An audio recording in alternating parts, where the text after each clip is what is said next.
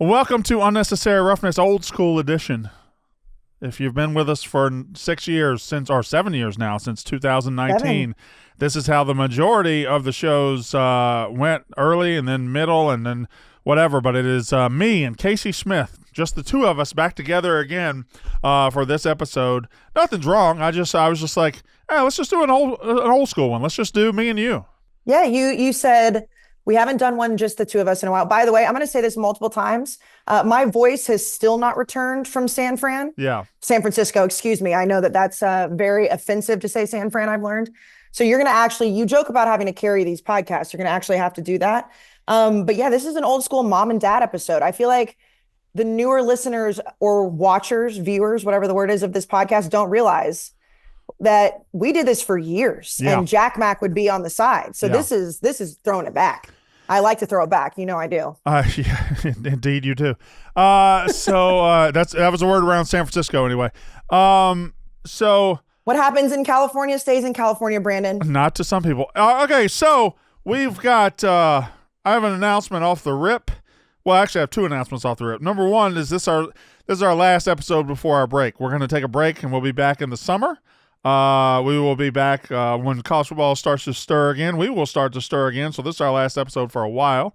And number two announcement is, one of the reasons this podcast is so special is it has the beautiful and talented Kayce Smith. Thank you. But up until yesterday, it had the 2023 number one college football media personality in the world, according to Big Game Boomer. And I would like to update everybody. Maybe you've seen it, maybe you haven't. I haven't talked to Kayce about it, but ladies and gentlemen, the 2025 number one college football media personality in the world is once again Brandon Walker, as evidenced by this banner right here, and as declared by James. James has declared me the number one college football media personality in the world. Thank you to James. Thank you to Big Game Boomer, RIP, wherever you are. So we got that going for me, Kayce. I responded to it on Twitter, and I just said, much deserved, because it is much deserved. Sure. But what's so funny is that there are probably so many people seeing that on Twitter that don't necessarily live in the Barstool world or know the lore, that probably don't have a clue what big customer means. And that made me giggle. Yeah. Because, of course, we know, and Stoolies know, but there's a college football fan out there that has to say, what the fuck is big customer? Well, if you're watching this and you only know us from college football, big customer is the nickname I got because I ordered Chick-fil-A every single day at the New York City office. And I got to ordering it so much that the security guys who stand at the door and let the food in would grab my food and quietly write these affirmative quotes that I thought were coming from the Chick-fil-A. Number one customer, huge customer, big customer. And it made me feel so good every day because this one place I ordered lunch from was noticing me. And I didn't find out till months later after I'd moved to Chicago that the security guys were doing it themselves. So big customer's a good nickname, though. It is. It's great. The fact that I believed it the whole time, because obviously when you were in New York, we were together every day. We would eat lunch a lot together. I thought there's just no way that in New York City they are acknowledging one guy, but they must be, because who would be making this up? So I was bamboozled too. And so Santa Claus wasn't real that day. We found out when Pat and Mike were doing that to you, it's mean. It was hateful. But it was so much funnier. So much funnier that it was them. Did anybody, I never figured this out. Did only they know? Did they keep it that secret? Did the whole office? No, because I found out because Spider told me. Oh, well, once Spider find out something, everybody knows. Spider, I love Spider. Spider knew. My brother, but he's the worst kept secret guy. Spider knew and Ebony knew because I think when they weren't there, they had Ebony to do it. They had a network of people that if we're not here, you do it. And yeah. So Ebony not snitching makes sense. If there was a person at Barstool Sports that I needed to keep a secret from or keep a secret with, it's you and it's Ebony. If the opposite, I love Spider, but I would not want him to know something I didn't want anybody else to know. So I assume as soon as he found out, you found out. I believe so. I believe so. All right, you got 5 questions for me. That's your segment, and my segment is going to be this. Hey, real quick before I do that segment, a little quick mini segment. I don't know if you saw, but R.I.P. James Vanderbeek. What? James Vanderbeek from Dawson's Creek and Varsity Blues died at 48 today. So he is now gone. I do not see But that. is James Vanderbeek, does he qualify as a football legend? Because he obviously is not a football player, he's an actor, but he was the quarterback in a very seminal football movie. I think he would be a football legend. What do you think? I don't know if I would use legend. You go Dawson first? You go Dawson first when you think of him? Brandon, I have never seen an episode of Dawson's Creek. So I know who he is because obviously at that time, and I don't even remember when Dawson's Creek hit its peak. I feel like I may have been a little too young. Like 98 to 03 is what I'm thinking. Okay, so that would have been, I guess I had girlfriends that like had posters of him on their walls. I was never a big Dawson's Creek guy. I would know him from Varsity Blues more, but it was like a one-off. Like, would you call Taylor Kitsch because of Tim Riggins a football legend? I think I would. You would? Like the defensive lineman Gary Bertier. Remember the Titans? He's a football legend, right? When he dies, that's a football loss. I don't know. That's true. Okay. Also, I know I'm sounding ignorant. Was he sick? Yeah, I believe he had cancer. Yeah, that's awful. R.I.P. Very young.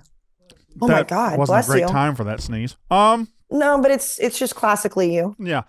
All right. Here's my thing I got, and you told me you didn't see this on Twitter, and I'm actually glad you didn't see it. I hold in my hand. I believe this was College Football Report on Twitter. You know, just one of those Twitter accounts that love college football and do some aggregation and do some lists and everything, and I love them so much. But yesterday they dropped the top 50 head coaches in college football following the 2025 season. Now, anybody can make a list, and I'm not going to sit here and say his list is any more credence than my list or your list, but it does open up a question. I'm going to read you the top 10, and then I'm going to ask you the question.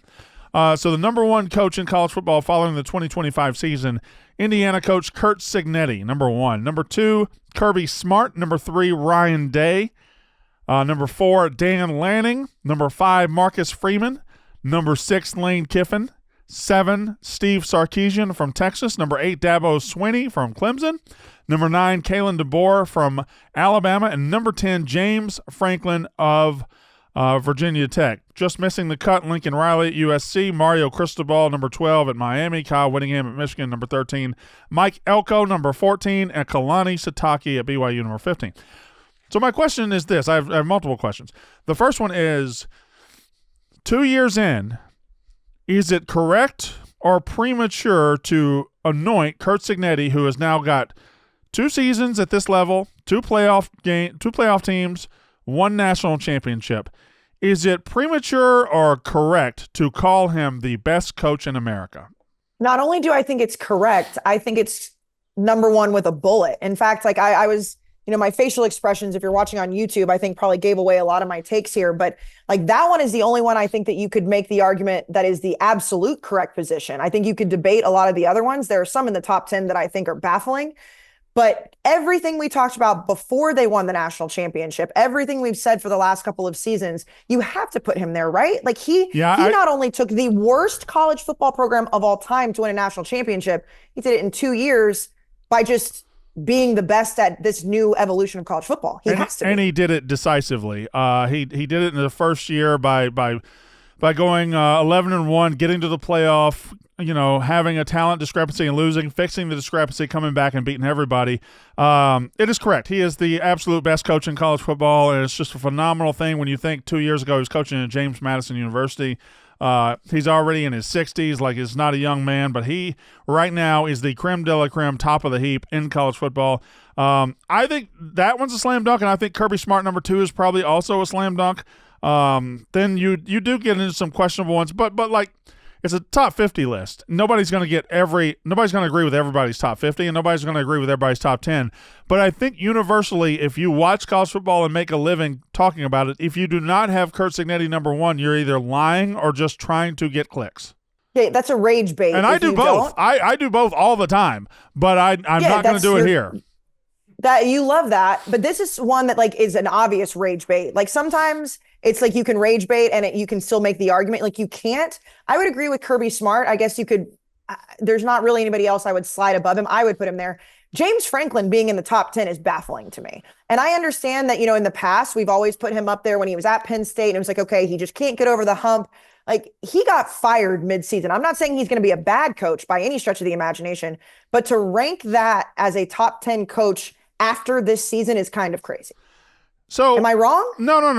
I think James Franklin is already benefiting from the new coach bounce. Like, we're looking at James Franklin at Virginia Tech and we're saying, wow, what a great get for Virginia Tech to get a guy like James Franklin. And we're remembering the coach that he was and forgetting that, the last version of James Franklin we saw was terrible. I don't believe he should have been fired that fast at Penn State. I think they should have given him a year to correct it. But he did get fired because they were terrible. In a year, they thought they were going to win a national title. So I think – but that's not the one I have the biggest problem with in the top 10. Kalen DeBoer being number 9 is crazy. Kalen DeBoer was handed the best roster in America, and he turned it into missing the playoff at 9-3, sneaking into the playoff at 10-2, and then getting his fucking doors blown off by Indiana. So, like, I don't – if you go to Alabama and that's your results, you're not a top 10 coach. You're just not. I think Cristobal – I think – holding Cristobal out of the top 10 at this point is just holding on to either grudges or judgments you made 3 or 4 years ago and is ignoring what he is right now, and that's one of the elite coaches in the country. And also, and I'm just going to say it, Kayce, as much as I ran in with your people and everything, and as much as I said I don't know if it's a national title team when they were still undefeated, Mike Elko at 14 is a little ridiculous. I think he's better than Lincoln Riley ahead of him. I think he's better than James Franklin at this point ahead of him. And I would I would move him up. I agree. And I mean, that's not a bias take. When you look at, obviously Curt Cignetti is the top of the top when you've had a couple of years at a school, but what Mike Elko did to turn A&M around from the dumpster fire that Jimbo Fisher was, but Mario Cristobal not being in it. Like, at one point, I think you got to 8 or 9, and I legitimately had to think, is it the cold medicine I'm on, or is it my blonde hair? Did he not say Mario Cristobal yet? Because this man had them obviously playing for a national title. And a couple of years ago, it was like, the Christa frauds, all of that. And he definitely wasn't perfect, but to keep him out. And I mean, again, Lane Kiffin's the hottest name in the world. What's Lane Kiffin won? Why is Lane Kiffin above Mario Cristobal? Okay, right, so here's I go the other way on that one. I'd rather have Lane Kiffin than Marcus Freeman or Dan Lanning. Is that crazy? Listen, I love Dan Lanning. I ride hard for Dan Lanning every single year. I probably should stop doing that next season. Lane's name is the hot name, and he obviously, every single time there was a job opening, it's like Lane is there because he rebuilds these teams, and where he had Ole Miss, but he still hasn't won anything. Like, yes, his team got to the playoff, but then they won in the playoff without him. I don't know. I would keep him there. I'm not saying I would take him out of the top 10, but Mario Cristobal being in the national championship should absolutely have him higher up than that. Yeah. I agree, Mike Elko. James Franklin shouldn't be anywhere near the top 10, in my opinion. If you consider that Mario Cristobal played for a national title this year, and he's 12, and then Marcus Freeman played for a national title last year, and he surrounds that by not a very good seasons before that, and then this year missing the playoff. Like, why is Marcus Freeman and Mario Cristobal separated by 7 spots? They have the exact same peak, and Cristobal's done it longer. This is a semantics question, but is the list going into this season, or is it coming off of last season? It says top 50 head coaches in college football following the 2025 season. Yeah, see, that's where you lose all credibility to me, because you're going to put Mario Cristobal outside of the top 10 following a season he played the national championship, and other guys who some of them didn't even sniff the playoff. I mean, I guess Marcus Freeman did, but they still were left out. I don't know. That seems crazy. But, Brandon, as I always say, and I know it's a little early to say list season, but this is why college football is so great, because you can throw these lists out on social media, and we're going to sit and we're going to talk about them, and we're going to get excited on February the 11th to talk about the next season. Just one more I wanted to say. He's got Vanderbilt's Clark Lee outside the top 25. He's got Vanderbilt's Clark Lee behind guys like Brent Venables and just on and on and on. And Clark Lee's a pretty goddamn good coach. He went 10-2 at Vanderbilt. All right. He should be up there. Wait, really quickly though. Where would you put Dabo now?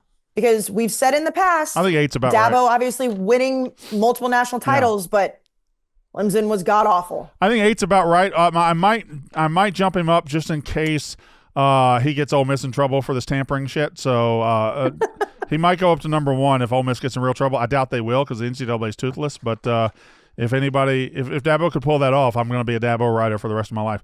The new year is here. Get back into an at-home routine you love and elevate your space with Wayfair. From bedding and mattress storage to storage solutions for every room in the house, Wayfair is your one-stop shop. Refresh your living room with accent pillows and mirrors and faux plants for way less. Wayfair's huge selection of home decor items make it easy to find exactly what's right for you. Home decor for an all-around refresh. They've got storage for every space, like storing outdoor furniture, bathroom, getting organized, and kitchen essentials for easy weeknight dinners. I'm in the it's not spring yet, but like spring's not far. Like spring is at least dialing the phone to call us, and I'm looking for my outdoor patio furniture. I bought my outdoor furniture from Wayfair 2 years ago. It's time for a refresh, so I'm going to dip back into the Wayfair bucket. Get organized, refreshed, and back on track this new year for way less. Head to wayfair.com right now to shop all things home. That's WAYFAIR.com. Wayfair, every style, every home. Head to wayfair.com right now to shop all things home. Hey, Brandon, speaking of refresh, have I told you what I'm refreshing? No. What? I'll text you. Oh, boy. What's that? What could yeah, I'm gonna text you right now. Is this gonna be nasty? What is she refreshing? Well, it's not nasty, but your phone list, your contacts. What are you refreshing? Not the roster. Okay, because that roster is pretty thick. No, it's not. Oh God, you did tell me that. All right. Well, I think Dolly gets it done once every couple of years, so why not you? Every 10 years, you got to get a refresh. You got to get them, just go get the tires rotated. It's scientific. Do they rotate them? It's medical. Do they rotate them, or do they? You know what? Honestly, it's a great question. It's but it really is. It's every 10 years, and this current tire set is 16 years. It's got a lot of wear and tear. A lot of wear and tear on them. Those things are running bald.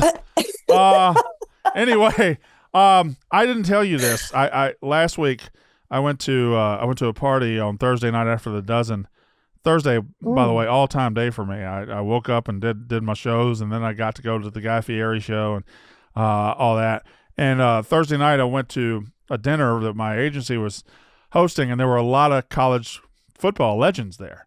And I met Fernando Mendoza that night. And, you did tell me that. And I walked up to him. Did I? And you texted me that. I walked up to him and I was like, "Yo, what's up, man?" And I was like, because I'd be saying some shit. And I was like, he's like, "Hey," and then he's the nicest guy. He's just like he is on TV. He was like that.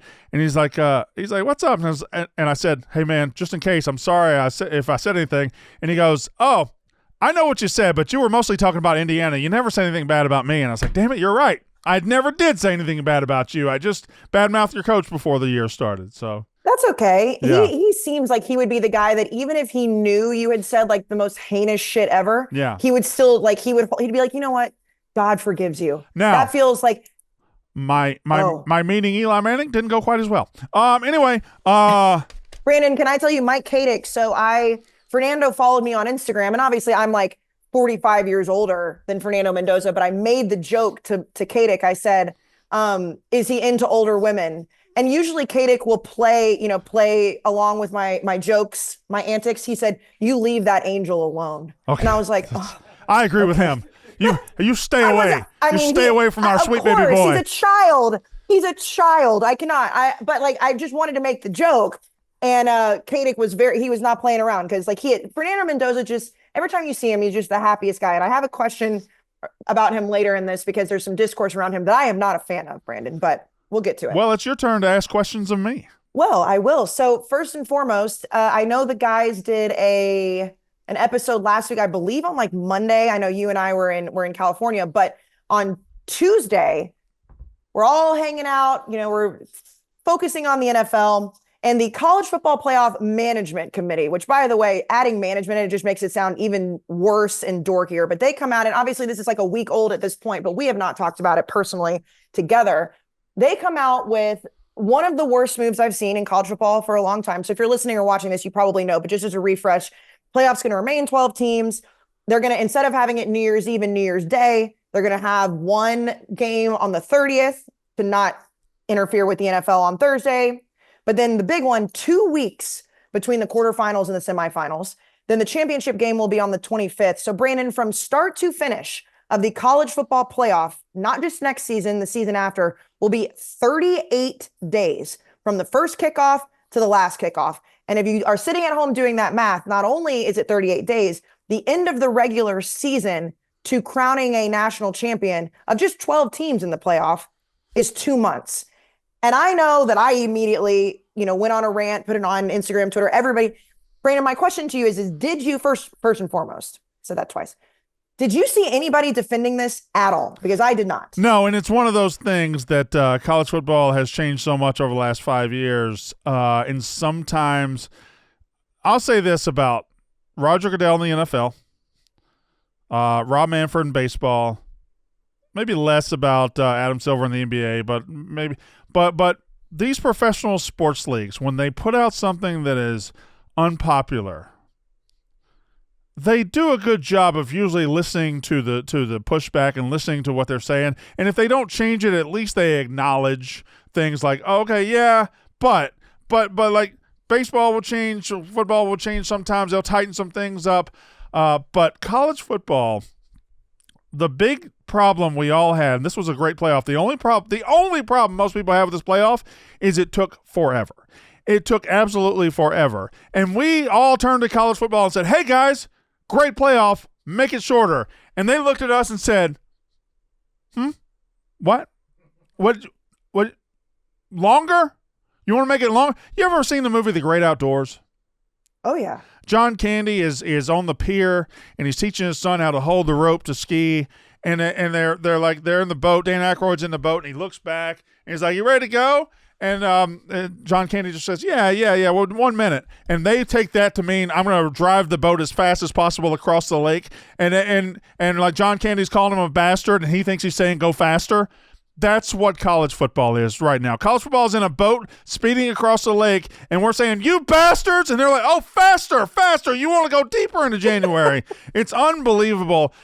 The one thing we had a problem with the playoff, they just refused to fix, and they're going to make it much, much, much, much, much worse. Indiana and Miami are two great teams. That championship game lost so much momentum from the playoffs because you had 2 full weekends of NFL playoff action in between the semis and the finals. It did a disservice to Indiana, a disservice to Miami, and instead of fixing it, they're making it worse. It's bullshit. That analogy is perfect because I just cannot imagine sitting in this college football management committee boardroom or Zoom or whatever they're doing and being like, you know what? Every single person that's involved in college football, not just the fans, because yes, like at the end of the day, you and I work in this industry, but we're also fans, not just the fans. You've got head coaches like Dan Lanning, who's in the playoff. You've got players talking about it. Like this is not even just from an entertainment standpoint. Players shouldn't have to wait all this time to play these games. The coaching carousel, the transfer portal, all these things. They're sitting in that boardroom and they're like, oh, we don't care about any of that. We're just going to make it worse. We're not going to make it better. We're going to make it worse. And the fact that there are 2 full weeks between the semis and the quarters, like that not only loses steam, that just can't be good for the teams that are playing physically. It just can't be. There's no rationale that makes sense. Like, I don't know if it's a money thing. I know they're trying to avoid the NFL, but that makes no sense. There's no way they're making more money from this. So my question to you, Brandon, is what is it going to take to actually fix it? Because I said, and you said, and everybody said, sitting up in front of God and everybody, we can't just bitch and moan about this. We have to fix it. There is a major problem. Now it's worse. What's it going to take? Because I don't know. They didn't want to listen now. When are they ever going to listen? Kayce, it's not going to get fixed until it starts costing them money. It probably will never cost them money, so it probably will never get fixed. It's probably just something they're going to have to do and live with. It reminds me, have you ever seen the movie The Great Outdoors with John Candy?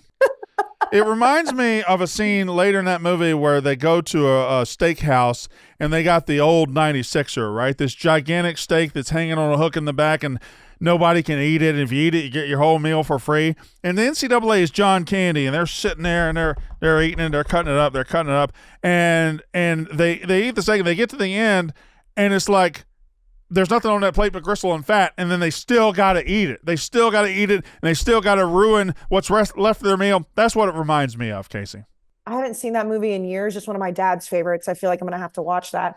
So before I move on to the next topic, and I know that there's not a solid answer on this, but right now, sitting where we are with knowing what they're doing with the playoff, they said they're not going to expand it. They said it's going to be 12 for right now. Do you is 12 just the answer for right now? Do you think it's 14? Do you think it's 16? I think there is no perfect answer, so 12's as good as any. 16 is probably where we're headed eventually. I think we'll end up landing at 16, and that's a good, solid number. It gets rid of the bye problem. The other problem that everybody had with this this current iteration, outside the timing, is the fact that the bye teams are now 1-7, I believe, in these games. So like 16 would solve the bye problem. Just let everybody play the same amount of games. That would fix that problem. But there is no perfect number. Some years, like last year, we didn't have 12 deserving teams. This year we probably had 15. So there's no perfect number. Don't get your head caught in a perfect number. Find a number that's fair for the teams that are in it that year. And I think 16 is probably that answer, where you don't have a bye week, where you accumulate more rust. And you know what, to be honest, if they fix the calendar, the bye week would be a little bit better, because the bye week means you got to wait 5 weeks to play, 4 weeks to play. If you had everybody playing on 2 weeks or 3 weeks, that bye week's not as big a deal. But it reminds me. Go ahead. Go ahead. Go ahead. No, I'll save it. No, you got an ad to do an ad. I do. My answer to that is if they're going to keep fucking up the calendar, don't add any more teams, because at this rate, if they want to add more teams, we'll be playing. They'll fucking like the Super Bowl will happen, and they'll be like, oh, well, wait a minute, we've got the semifinals of the college football playoff coming, so that would be a disaster.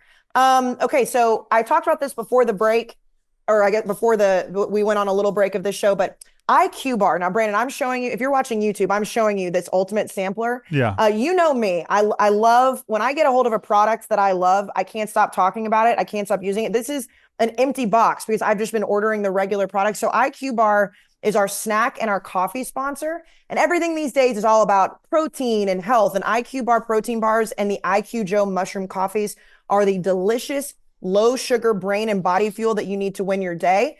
I've been using them since I got this. They are incredible. It's non-jittery coffee. You can also just put it in your purse or your bag or whatever, bring it with you. You can just mix it with either hot water or cold water.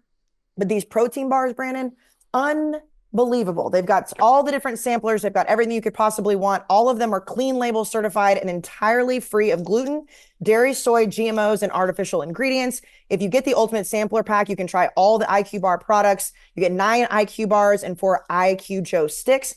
I got a couple of the samplers, decided what my favorite flavors were, and now I've been ordering them, paying for them out of my own pocket because I love them that much. And right now, IQ Bar is offering our special podcast listeners 20% off all IQ Bar products, not just the sampler, but I would recommend the sampler if you just want to try, see what you like, including the ultimate sampler pack plus free shipping. To get that 20% off, all you have to do is text 64,000. Just text roughness to 64,000. Text ROUGHNESS to 64,000. That's roughness to 64,000. Message and data rates may apply. See terms for details. Brandon, as you know me for all these years, for like 8 years now, when I like something to eat, I'm going to keep eating it. And I cannot stop eating these protein bars. Can't stop. Can't stop, won't stop. Can't stop, won't stop. Ain't going to stop. Can't stop, won't stop. Bad boy. Ain't going to stop. Yeah. What you got? Remember we used to be able to sing songs without getting in trouble on YouTube? Yes. I think we used to have like full karaoke's on these episodes. We'd have full karaoke sessions. I was hanging with the fellas. Saw you was new boyfriend. My voice is so bad right now that I can't even join you, but But it's all I would guess if we had like a memory on like, on the phone or whatever, could go back to what song do you think you and Brandon have sang together the most over the last 8 years? It has to be that one. Yeah, and that's not even a hit song by them. That's just like an album cut, right? Right. It makes me ill. Like, it makes me ill by InSync. Makes me ill. See you give. Okay. Anyways, I don't want to fuck up my voice even more. Okay, so we're talking about the college football playoff. Yeah. The national championship game was awesome. It was awesome. It lost a lot of steam because of the calendar. It was good. And if you and I were regular fans of just sports, it would have been a lot more devastating. But because we do this now. I realize what I'm about to say, Brandon, is going to sound asinine to the normal sports fan. Not a first time. But the people that are listening and watching, that's kind of my entire life. I just spew asinine shit all the time. Sure. The NFL will always be king. Always, always, always. Yep. There's no doubt about that. We know that.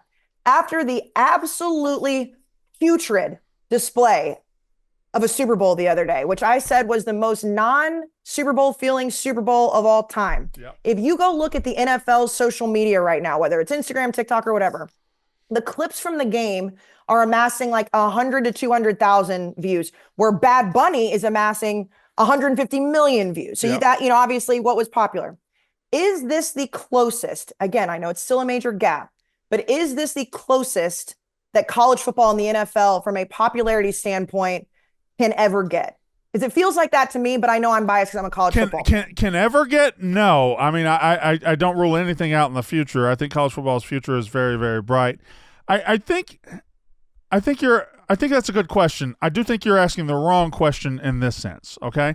Is it the closest it's ever been? No. The question I think that should be asking is, and I might try to answer that one because it's not a bad question, but NFL is number one with a bullet, unassailable. It is far and away the number one American sport.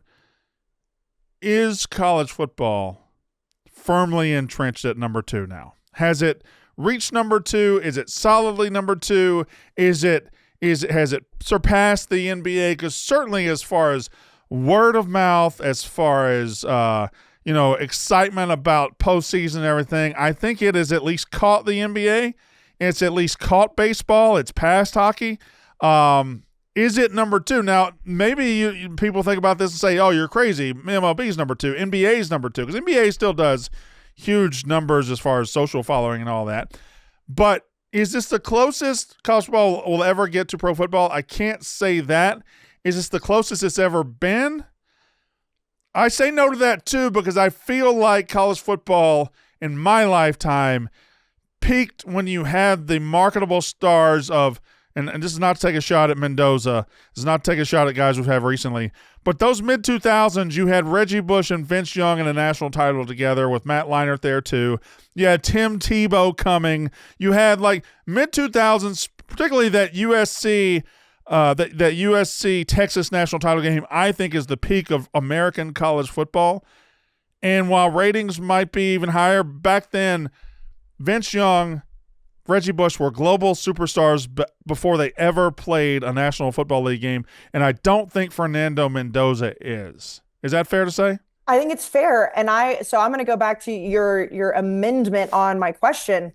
I've thought college football is second for a while now. Yeah. And that's why I guess that's why I didn't even think, is it second? Because to me, it has been. And again, I have to take my college football fan and my college football career brain off. It's like when I talk to people, just in day to day that are big NBA fans, they say the same thing. I don't watch the regular season. I watch when the NBA playoffs come around. Yeah. Obviously, the NHL playoffs are awesome. You love that. But as far as just the viralness, if that's even a word, of the sports, I do feel like college football is the biggest it's ever been, because all those things you just mentioned are true, the early 2000s, and you look at those guys, the big key is there wasn't social media. If you had social media back when those guys were playing, I can't even imagine. But now with how easily digestible these sports are, and when you look at Fernando Mendoza, when you look at guys over the last few years, I think that popularity has taken off to where if you were a college football fan in the early 2000s, or even when I was in school, when Johnny was playing, you knew everything that was going on. Now you just are a sports fan and you know exactly who Fernando Mendoza is. You're watching Indiana, you're doing those things.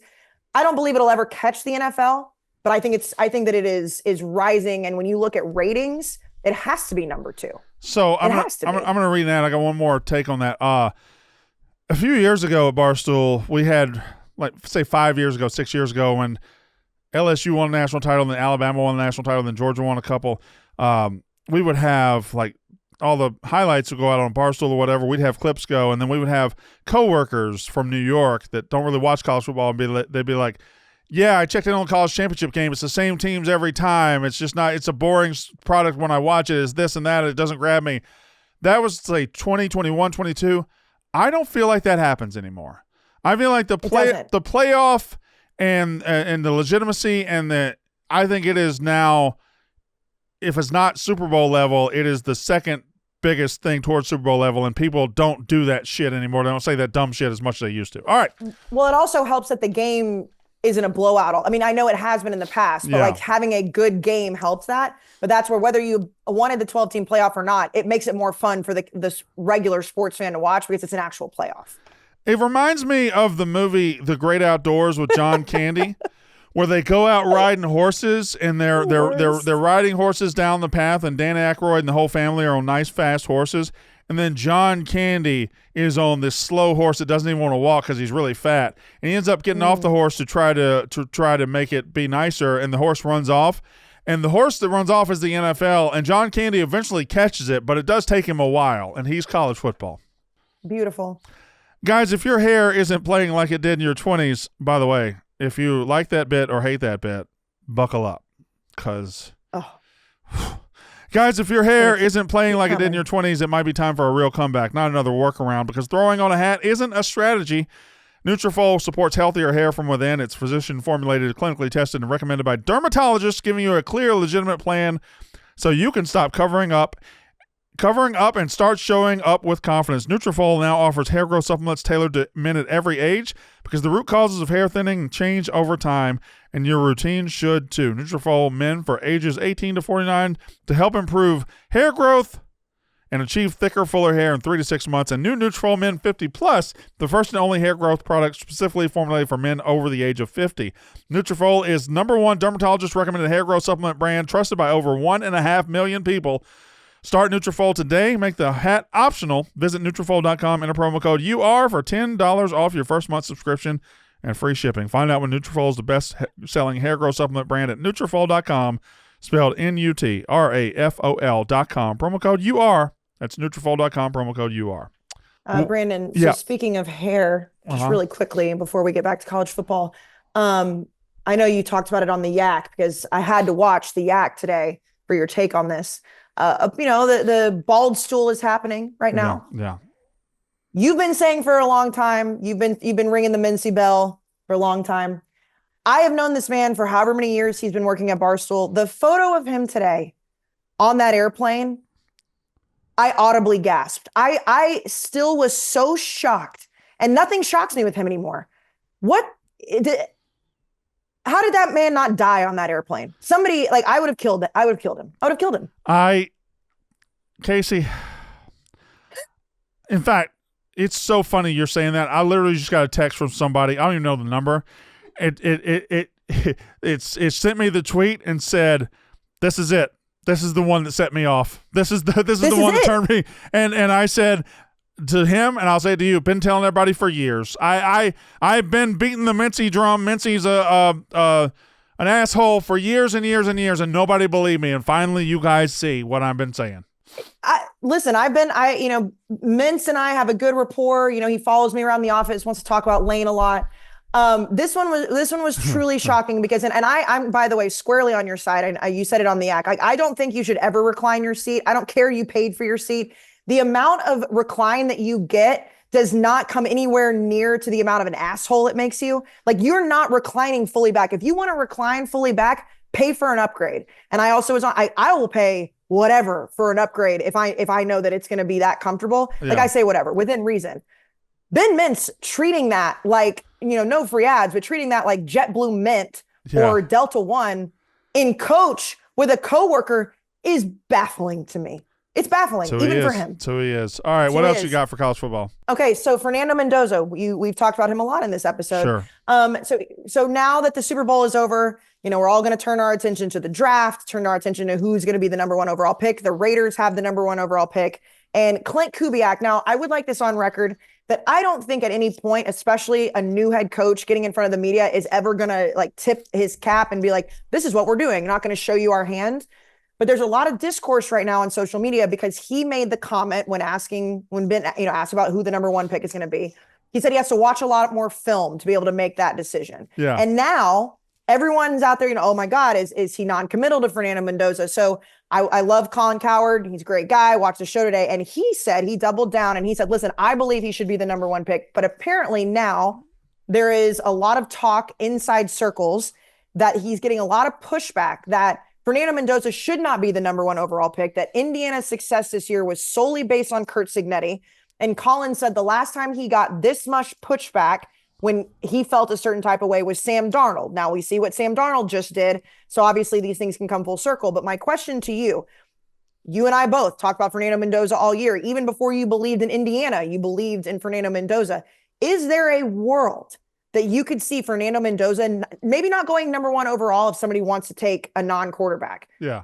Is there a world at all where you see that should not be the number one quarterback taken off the board? No, he's the number one pick. I don't care what the Raiders are saying. I don't care what Colin Cowherd is saying. Colin Cowherd agrees with you, by the way.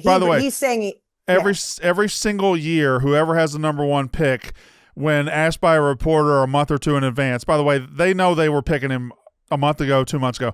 Every time they're asked about the number one pick that is obvious, they're like, yeah, well, it could be anybody. And they're just fishing to see if there's a team in like 2 through 8 who is so quarterback needy, they'll make a Godfather offer to come up to number one. They don't want to take the Godfather offer, but they want to see if they can get the Godfather offer. Somebody offered them 3 first-round picks, 3 second-round picks, and a star. They're going to do it. And they're just slow playing. They're just saying, yeah, I know I have a royal flush here, but I might not even play it. They're going to play it. You never don't play it. He's going to, and furthermore, this notion that it was all Cignetti and 0% Mendoza. Well, Cignetti was there last year, and they got their ass kicked twice against good teams. They upgraded at quarterback. All of a sudden, they're kicking everybody's ass. That didn't just happen. That happened because he went out and got the right quarterback. Not to say Curtis Rourke was a bad quarterback. He just wasn't going to beat Ohio State, Notre Dame. Mendoza did. And thirdly, what's the alternative? Number one pick, right. What's it going to be? Arvell Reese? Is it going to be David Bailey? Is it going to be Carnell Tate? Like, who's going to be Spencer Fano? These are all good players.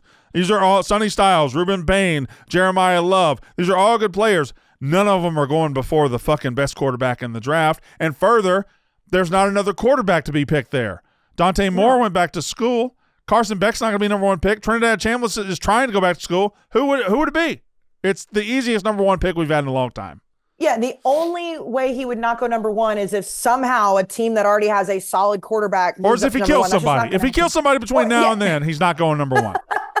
What was it? The gas mask? What year was that? That was like 16. Laramie Tunzel.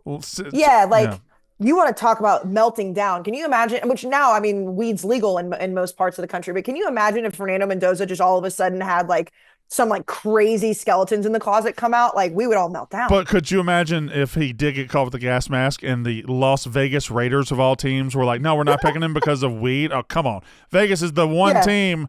Vegas and Denver and Seattle, they could all get away with it. In New York. Well, I mean, we sat in the studio after the national championship and did the recap podcast. And I said, I doubt I see Fernando, spraying champagne all over 11 tonight. And Liam was like, well, you might. We didn't even see that. The kid was just handed with a nice, just big smile and a beer. But yes, I agree. It's the discourse that's around it. But Kayce, the drugs he offered me on Thursday were incredible. You would not have believed the amount of drugs that he offered me. What'd you hallucinate? It reminds me of the John Candy movie, The Great Outdoors. All right, I'm done with that. Okay, fine. The Game Time app gives fans the advantage with constant innovation. It's how you unlock amazing tickets and experiences in just a few taps. It's so simple to use. The Game Time guarantee means you get 100% authentic tickets on time at the best price, no surprises. Fees are included in the price you see. What you see is what you pay, period. Pick an upcoming event on Game Time and talk about how easy it is. I sure will. Text it should have been in black instead of red. Or should have been red instead of black. Excuse me. So what I got right now, Indiana at Illinois basketball at the State Farm Center. Thank you, Lukey Blubman. You can get in for just $212 at one of the biggest Big Ten basketball games of the year. That's going to be a huge one. Take the guesswork out of buying tickets. I'm actually going to the Bucks game soon. My son's been wanting to go see the Bucks play in Milwaukee, so Game Time will take care of that for me. No problem. Take the guesswork out of buying tickets to every type of event with Game Time. Download the Game Time app, create an account, use code ROUGH for $20 off your first purchase. Terms apply. Again, create an account, use code ROUGH for $20 off. Download the Game Time app today, and I'd just like to show you it was, in fact, in red. I just wore it. I read it poorly. It's okay. That happened. Brandon, you know what? You know where I'm hoping that Game Time can send me? To a playoff game that A&M actually scores a touchdown in. That was hateful for fucking what? Imagine. Can you imagine? And that leads me into my next question. Leads me into my next question, by the way. Yeah. Sniffing the playoff. I can't stop listening to Bad Bunny, Brandon. I've been speaking in Spanish. My son, by the way, turned 3 yesterday, which is crazy to think. No, he didn't. Yes, he did. You're lying. Yes, he did. Okay. He turned 3 yesterday. Wild. But my nanny, she only speaks Spanish. She came in the other day to help me get the house ready for his birthday. And I was blaring Bad Bunny, and she just looked at me just like, well, what's going on here? I'm like, I think I'm Puerto Rican now. I love You're him Puerto Rican. so much. Wow, good for you. Yeah, I think so. I think I'm going to just start. I mean, I speak Spanish. Like, I think I'm just going to like get, like really lean into this. Like, I don't have a Latina ass, but maybe I can shake it a little bit. And I'm going to go find Bad Bunny. That's who I'm going to marry. Bad Bunny. Wow. Yes. Good for you. Well, good luck with that. That's now my new thing. I've got my son dancing around to Bad Bunny music. I mean, he doesn't know if he's swearing or not. Well, I guess he probably does. He speaks Spanish. Beside the point, game time. That and Cardi B, because Cardi B is we're having a moment over here. So everybody needs goals, Kayce. It's my off-season goal is to marry Bad Bunny. Me and probably 100 million other white girls in America right now. There's a lot going on. Okay. You mentioned tickets to an A&M playoff game. Now, this is kind of inside Barstool, but it's a bigger question. And again, I never watch the act, not because I don't love you, but I normally doing other things. I had it on today. And you guys were talking about our friend Fasoli. Yeah. Now, in this world right now, if you're not familiar, basically Dave Portnoy took all the Boston-based Patriots fans, the guys who grew up loving the Patriots, got them in a bus, a suite, the whole thing to the Super Bowl. They got to live out a dream that they would never get to live out without Dave being super rich. This is amazing. All these things. Now the Patriots go and get their absolute dicks kicked in, as we all saw. We have a guy named Fasoli who hours and hours and hours before the game was filmed crying before the game. Now other people in the company have made fun of that and said they think it's lame and weak and whatever. Brandon, my question to you is, you and I have been very blessed to go to, I would say hundreds, at least over 100 games of Mississippi State or A&M football over the years. That's our number one teams with a bullet. Yeah. I still get emotional when I go to an A&M game in person and see everything around me, especially when I went to the playoff game this year. Can you imagine if the first time you had ever seen Mississippi State play a real football game in person was at the national championship in a suite? You're telling me you wouldn't cry or be emotional over that? Why are we making fun of this kid? Well, I'll tell you why, Kayce. I'll tell you why, okay? And this is, you need to wake up. You need to wake the fuck up. No. You do. And I'll tell you why. He was right to cry. I would cry in the situation. But we work at a company full of assholes. We are assholes ourselves. We are nothing if not ball busters of every single person that works here. If I go stand on the sideline and watch Mississippi State lose to Texas in overtime, it becomes a running joke for a week where everybody gets their jollies out, because that's sometimes you are the shit and sometimes you eat shit.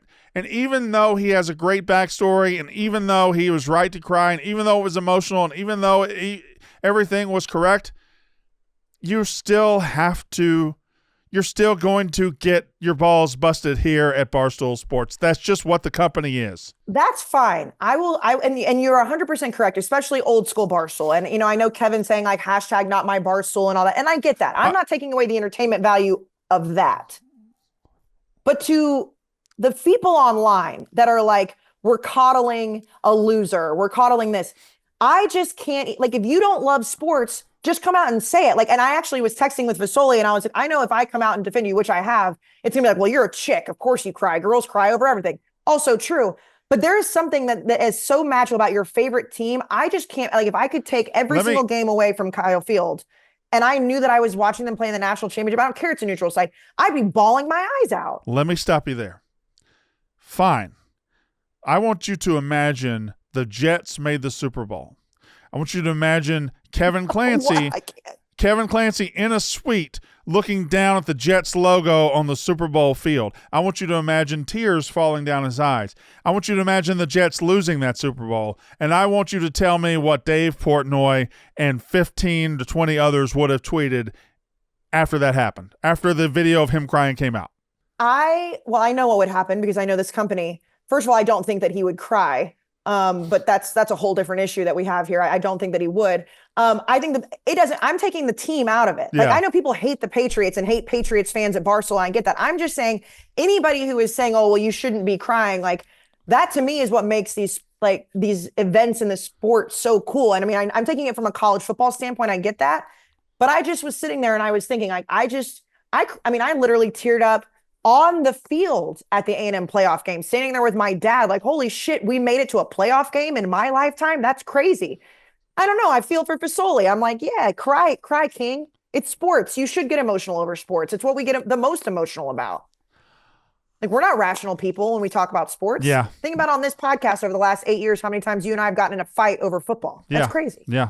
You got another ad? I do. Boll and Branch. Yep. So obviously the off season is here. So we're all going to be hopefully resting a little bit more. And I love my Boll and Branch sheets, Brandon. I know it's the season where you start getting sick. I am sick. Nothing better than to rest in your Boll and Branch sheets. I'll tell you something. I'm also sick. I'm sick as a dog right now, but go ahead. You take all the glory. No, I'm saying it is. It's your season to get sick. This is when everybody starts losing their voice and feels like shit for a little bit. And then we start complaining that college football is not here soon enough. The Boll and Branch signature sheets are made with true care. If you add their coveted waffle bed blanket, it only deepens the unbelievable feeling of those sheets. The waffle blanket's one of my favorites. I have it on my couch. They also have pajamas, robes, crib sheets, toddler bed sheets. They've got it all. They're loved by millions of sleepers, and it drapes you in soft, springy, near weightless warmth of the most coveted texture. It is still like -10 degrees in New York, but eventually it'll become spring and then it'll become summer. These are the sheets that go with every season. They keep you warm when it's cold. They keep you cool when it's hot. And if you want to discover the softness beyond your wildest dreams with Boll and Branch, get 15% off your first order plus free shipping and returns at bollandbranch.com/rough. That's Boll and Branch, BOLLAND branch.com/rough. Take 15% off. Exclusions apply. All right. So as you mentioned, Brandon, this is the last thing before we go. In the past, we've done year-round podcast. We are going to take a break until the summer.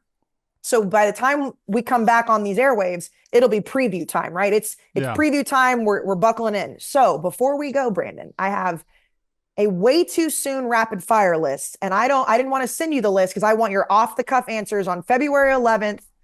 Way too soon. Yeah. In 2026, your way too soon national championship prediction is? God. Off the cuff. It's supposed to be off the cuff. Yeah, I'm just thinking. I think Georgia gets back. I think Georgia was young this year. I think I'm gonna. I know. I think I'm gonna go. I want to go one big time, one school that's there a lot, and one off the cuff school. Because listen, over the last few years, well, this year I guess you had two off the cuff schools, Indiana and Miami. But like TCU's playing for a national title, Washington's playing for a national title. So give me the Georgia Bulldogs and the Texas Tech Red Raiders. Ooh, and that's a team that keeps adding in the transfer portal. That went out and got a quarterback. When they got to the playoff this year, they were outmatched on offense, and I think they have fixed that. Again, I think Ohio State's taking a step back. Indiana's the question mark. Do they just keep rolling? I hate to rule them out, but I'll just for right now say Georgia and Texas Tech, even though, God, I like Texas this year too. I'm going to say Georgia and Texas Tech, just that's off the top of my tongue. Okay, my voice is on its way out. Your way too early 2026 favorite storyline that you want to pay attention to? I think it might be Lane Kiffin in the SEC with a better program. I think it's Lane Kiffin having done all he could at a program that just isn't that great historically. Now he's at a place with resources and he's placed with everything. He's going to have to go back to Oxford. He's going to have to play a lot. He's talked a big game, and now he's going to have to play a lot of teams in the SEC that are already there. He went out and had this year, the storyline was, is he going to leave? Well, he did leave. Now's the storyline is, all right, you're there. What are you going to do with it? Yeah, I can't wait for the LSU Ole Miss game. I think that like that right now, if you're not circling that as a college football fan, that's by far going to be the most anticipated. And lastly, which I know you love to hate a little bit. You know, you're a little bit of a hater. Can I amend that last answer? Sure. I think a better answer, now that I think about it, is what does Indiana do now that they're on top? Okay. Indiana went to the top of the sport in record fashion and as quick as possible. Now they are the hunted. Now they are the top of the mountain.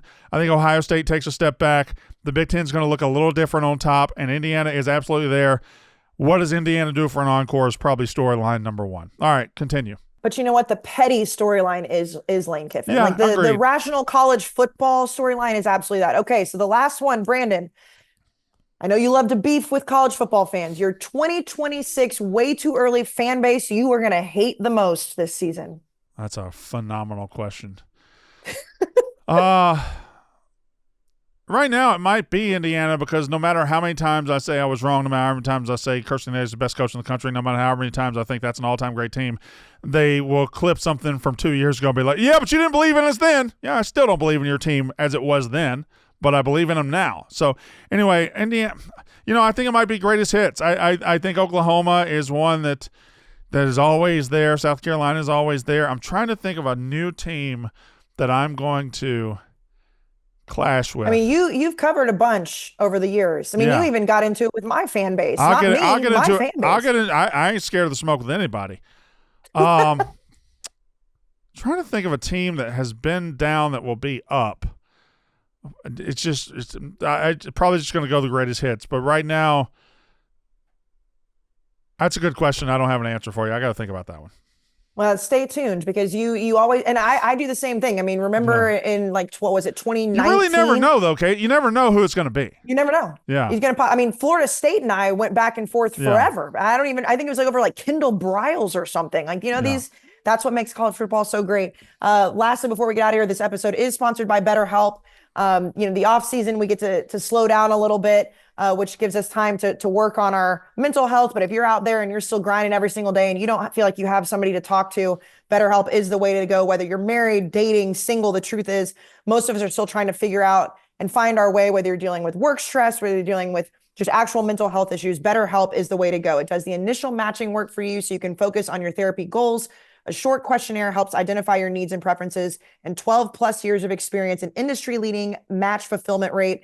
They get it right the first time. If they don't, for some reason, they will match you with somebody else completely for free. Sign up and get 10% off at betterhelp.com/Smith. That's BetterHelp, HELP.com/Smith. Brandon, as always, it's okay to not be okay. Yep, okay? It is. It's okay to not be okay.